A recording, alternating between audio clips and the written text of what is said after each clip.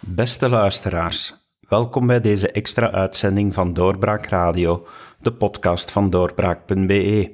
Na 7 maanden juridische strijd konden Carles Puigdemont en Toni Comín gisteren hun zetel innemen in het Europees Parlement. Dat is niet naar de zin van Spanje, dat zijn strijd voortzet tegen de Catalaanse politieke bannelingen. Lucas de Vos sprak exclusief voor Doorbraak Radio met Carles Puigdemont, voortaan dus Europees parlementslid. Carles Puigdemont, congratulations. You're finally here. It took a long time, but you were not happy, you said yesterday. No, not at all, because we miss another MEP who still is in jail, Oriol Junqueras. He must be among us today as a full MP, and we will fight. We will fight in order to defend his rights. Mr. Junqueras is also a member of the Green Party, the Green fraction here in the European Parliament. You are negotiating to join that party as well? We applied several months ago to be part of that group, because in the majority of the European Free Alliance, actually. Yeah. In our list, there was several members of the Green parties. Our program is full of green commitments, so it's the best political family we can join. We'll see. Yeah. Now, things have changed a little bit, I must say a little bit for you. At a particular moment, yesterday in your press conference, you said that you were willing to go to Spain, for instance, but your own lawyer, Mr. Piet Beekaert, says it better not do it. Well, it depends. Not at this moment. Obviously, it's not a good idea, because Spain has refused to respect my immunity. But once Spain acts as a member of the European Union, a reliable member of the European Union, and recognizes my immunity, why not? I want to go to visit my colleagues in jail. I want to go to visit my family. Finally. And at the same time, you keep your headquarters in Barcelona. I have an office as a former president, and with Toni Comín and probably Clara Ponsatí, we are planning to open a parliamentary office in Barcelona. And also in Brussels? In Brussels we have a desktop in the building of the European Parliament. So. Of course. And you're still in Waterloo. Yeah, I'm living there. Yeah, I know.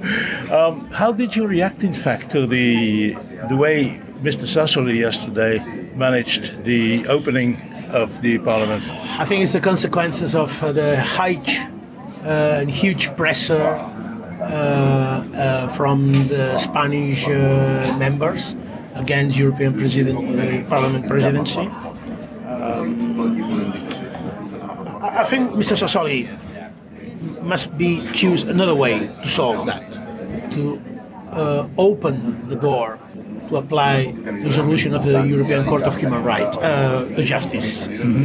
Unfortunately, he decided otherwise in another way.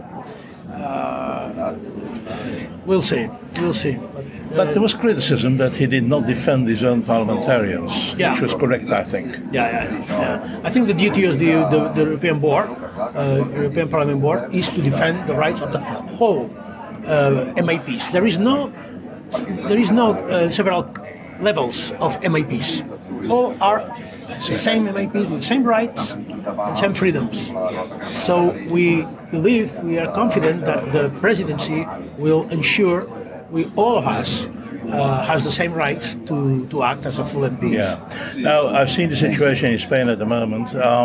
The Esquerra is backing, in a way, the new Sanchez government.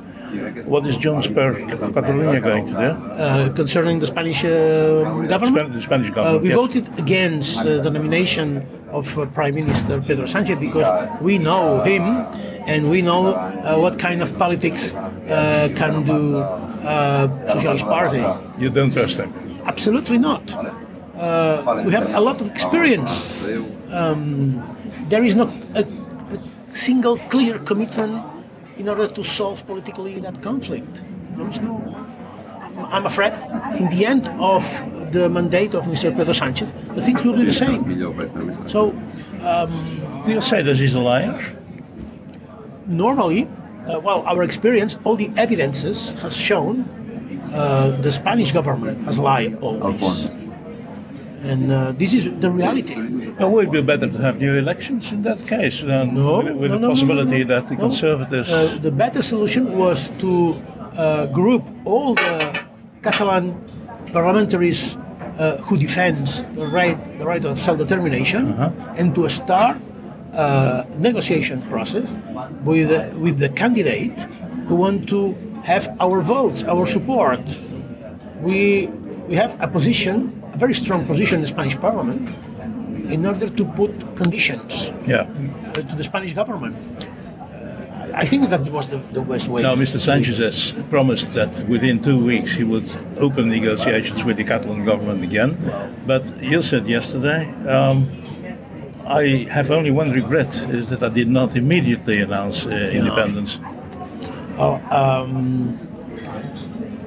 For the moment, all that Prime Minister has said is that dialogue table will be in the frame of the Spanish Constitution according to the interpretation of the main political parties in Spain.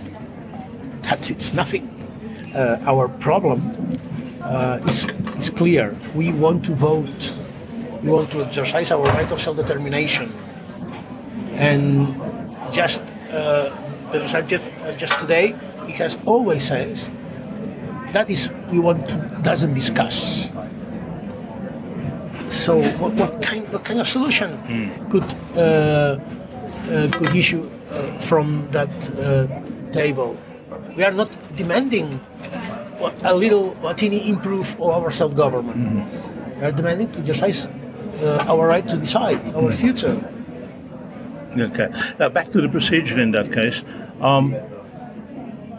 Sassoli referred to a decision of the Spanish High Court which confirmed the fact that Mr. Junqueras was not a member of the European Parliament anymore. The problem is the argument, which was he was already, he got his punishment only in December. So in fact at the moment he was in jail, okay, but he was free to stand for election. Exactly. Why do you not, or is it perhaps here in the Parliament, why is there not a group that opens up a procedure or a judicial problem in Luxembourg against Spain as a state? Well, we tried several months ago to start a campaign to collect signatures in order to start a process of expulsion of Spain. We are waiting for the decision of the European Court because the Commission has denied that possibility. We'll see. Secondly, the Junqueras lawyers has reacted, and I think it has presented or will present very soon a demand against that decision of the European Parliament in European courts. So obviously they will use, and we will help them, all the tools in their hands to defend the right of Mr. Junqueras to be here. And also yourself, of course. Yes. Because there's still a case going on, withdrawing your immunity. Yeah. That is a matter of the Commission of Legal Affairs here in Parliament. But then again, it has to go to the plenary. And if it goes to the plenary, everybody has to show what he thinks. Yes. Well, it depends. It depends. It can be a secret ballot, of course. It can be a secret vote. Yes. But for us, even in the case we fail and we lose our immunity, we can win the political battle, because that could be a very good opportunity to make a trial on the trial and to explain things that the majority of the members of the European Parliament ignores about the Spanish behavior concerning the fundamental rights. Yeah. And that could be a good opportunity. So you must have been Even in happy. the case they voted in favor to drop our immunity. Yeah, but in fact, you must have been happy with the decision of the Belgian court to say, look, we do not mingle with that. The Belgian court has respect our immunity. Yes, was the first to recognize we had immunity. So, thank you very much. You're welcome. Dit was een episode van Doorbraak Radio, de podcast van doorbraak.be. Volg onze podcast op doorbraak.be/radio of via Apple Podcasts, Overcast of Spotify.